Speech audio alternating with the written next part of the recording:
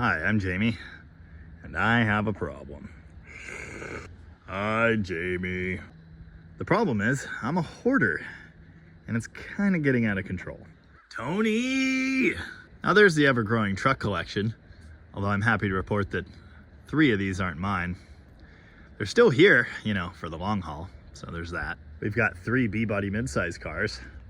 A-bodies, though. I'm definitely flush with the A-bodies. I think there are 4 of them. The fact that it's actually 5, probably enough evidence right there to say there's a problem. I've got a lot of major builds going right now, and I'm pretty excited about all of them. I've got some cool stuff coming. But like, did I mention there are a lot? It's been quite some time since I first said on camera that I had enough projects to keep me busy till I die, and I've collected way more since then. And if we counted the F-body as an honorary A-body, it would be 6. Hey, does anyone want to buy an F-body? Roundup time, sugar. What does it all mean? It means some projects are about to become surplus. It's been almost 2 years since I did something I called the Dead Dodge Garage Sale, which you can go back and see on video if you want. The basic premise was I decided to sell everything that wasn't a 68 Charger, or my Demon, and buy a 68 Charger. I'll spoil the surprise. It worked out. I sold enough stuff to buy this thing, and I love it. Couldn't be happier. The added side benefit, of course, clearing my plate a little bit, and some parking spots, which I've since filled, and then some. And unfortunately, it's really time to do that again. There's nowhere in here anyone can even like pull in and park to say hi, so yeah, add 2 mail trucks to the equation, and this is no longer tenable. So, what's on the chopping block? Well, a few things. The convertible, it's not a keeper. Never was. I just bought it to save it. It runs awesome, drives pretty nicely. Still needs some things, but anyway, I would love to never see this thing again. It doesn't have a title, and it's a little on the crusty side, so, you know, if you're excited about it, just keep all that in mind. It does run and move, though. The 300's not going anywhere. I have a lot more to do with that thing. I'd like to actually be able to drive it. And the Barracuda, same thing. I've got big plans for that car, and we've already made pretty significant investments to that end. What about this thing over here? This is the Llama Barn Valiant. People love the Llama Barn Valiant. I like it too. It's currently engineless, and I had every intention of fixing that, but man, I have not had the time. I was also missing a few choice pieces, which I really haven't dealt with either. This is a neat car with a bunch of neat pieces. Pretty well built suspension, brakes, rear axle, all that kind of stuff. The interior is, well, it's okay, I guess. This car has done a lot of time as my brother's reliable daily driver ever since we dragged it out of a llama barn some years back. This thing's been to Wisconsin. It's been all over the place. This thing really is a great driving car, and I saw myself actually driving it. But I didn't. I mean, I drove it a couple times before the engine came out, but you know, I've got other options if I want to drive a V8 4-speed A-body. I don't need this. Given the choice to drive the Demon or the Valiant, on what day am I not going to pick the Demon? If you said a rainy, muddy one, yeah, you've got a good point, actually. I've tried to start a video on this car a couple times. Before the engine was taken out, I actually washed it. Not that you can tell. Chickens! If you're familiar with my brother's cars, you know washing them isn't really his thing.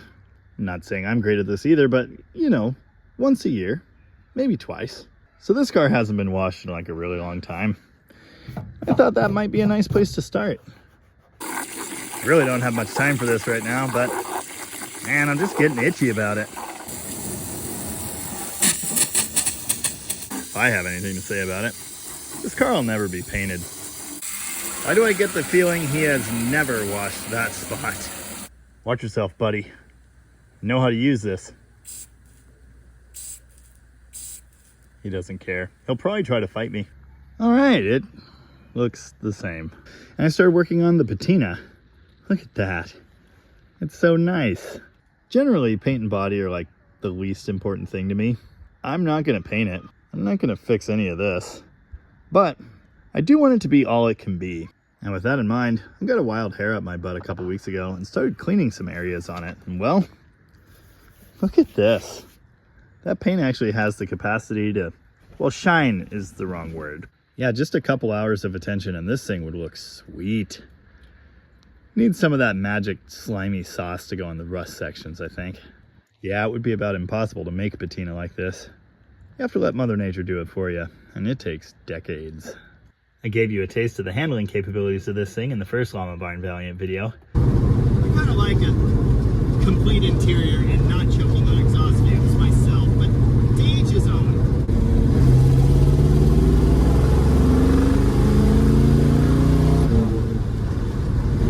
I really like doing that. That's good stuff.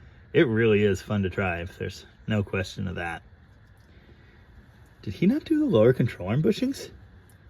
That's not a very common thing to do. I did a budget build on this wannabe 273 Commando engine for the Valiant, and I really thought I would have this in there either the weekend I finished it or the following week. With another couple hours of effort, this thing will be ready to drop in the Valiant. That'll be fun. There's a whole bunch of other nightmare over here that has to be dealt with first. Hey. Yeah. All in good time. In the meantime, the Valiant's had its guts ripped out and it's been shoved unceremoniously out here in the mud. Woo! And it just hasn't happened. It's still sitting here. For one thing, I need different engine mount brackets. Those are 360 brackets. For another thing, small tactical issue with the 4-speed installation. Namely, the input bearing retainer. It doesn't match the bell housing I have. The correct one is on the overdrive 4-speed that's in the 67 Barracuda right now. So I need to take apart a whole car to get that, or just buy one. Both of those things sound ridiculous. Meanwhile, I'm very, very excited about my next 273 build. A high compression, high RPM screamer, I hope. That one will feature extra carburetor sitting on top. It's really going to test my mind, my abilities, the level of science I've become capable of over the last few years, and I'm looking forward to that. The spicy 273 build is going to live in here, with all kinds of fancy performance parts bolted onto it. Hopefully I can get that engine in here and running and get this car down a drag strip, like ideally before my daughter goes off to college. The more excited I get about this build, the less excited I am about this one.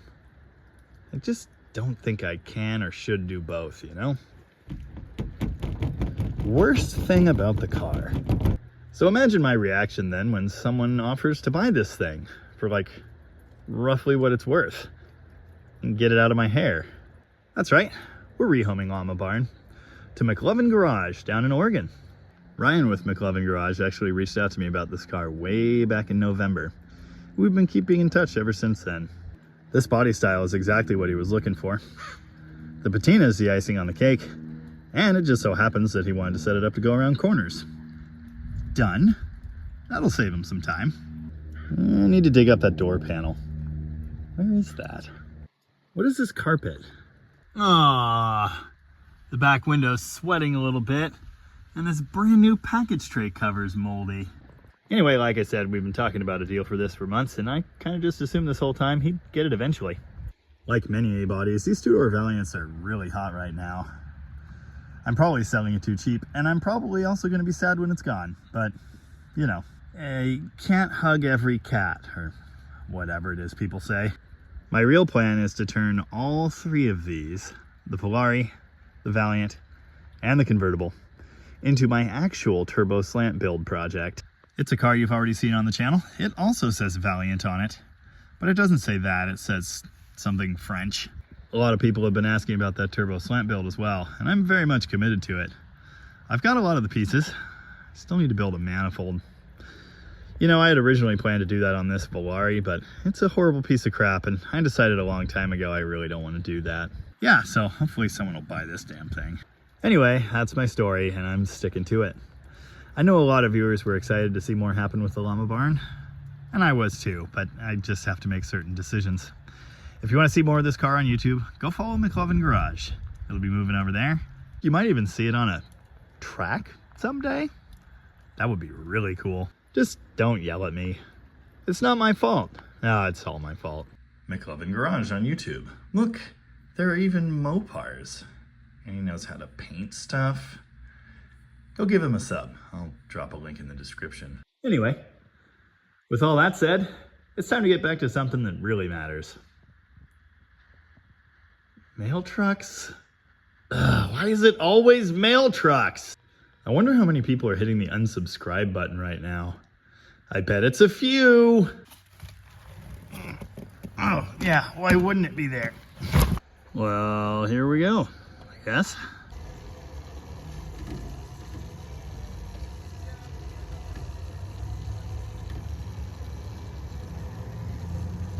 Hey, now there's an empty parking spot. Give it a minute, though. Now I gotta finish getting his care package together. He's gonna need this thing. Anyway, thank you very much for watching. And remember, keep on keeping on, or something. Bye-bye now. Take care. Come back soon. I guess now the only question is, what the heck do I do with this 273? Okay, one other question. Why do I keep hearing a frog? Where are you?